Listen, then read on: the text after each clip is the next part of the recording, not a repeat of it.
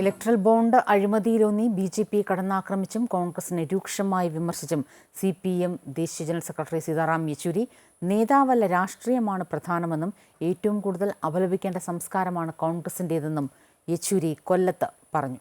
കൊല്ലത്തെ ഇടതു സ്ഥാനാർത്ഥി എം മുകേഷിന്റെ തെരഞ്ഞെടുപ്പ് പ്രചരണത്തിന്റെ ഭാഗമായി സംഘടിപ്പിച്ച പൊതുസമ്മേളനം ഉദ്ഘാടനം ചെയ്ത് സംസാരിക്കുമ്പോഴായിരുന്നു CPM ദേശീയ general secretary Sitaram Yechury electoral ബോണ്ടിൽ കത്തിക്കയറിയത്.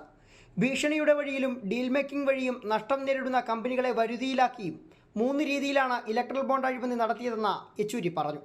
At least three ways in which the BJP was indulging in mega corruption. One, it is straightforward extortion, mafia style extortion. That is, I call a corporate owner and say you buy electoral bonds and donate to BJP. If you do not donate, the ED, CBI will raid your premises, they will arrest you. And if you want to protect yourself from ED, CBI and being arrested, you buy electoral bonds and donate to BJP. PM care വഴി 10,000 കോടി രൂപയാണ് കേന്ദ്രം കൊള്ളയടിക്കുന്നത്. വൈവിധ്യങ്ങളെ ഇല്ലാതാക്കാൻ ശ്രമിക്കുന്ന BJP കേരളത്തിൽ ഒരു സീറ്റിലും വിജയിക്കില്ലെന്നും യെച്ചൂരി പറഞ്ഞു.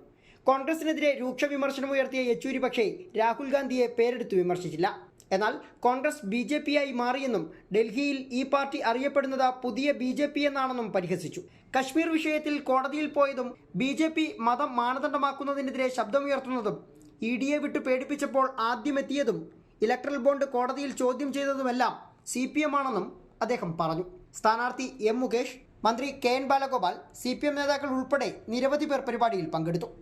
അമൃത ന്യൂസ്, കൊല്ലം.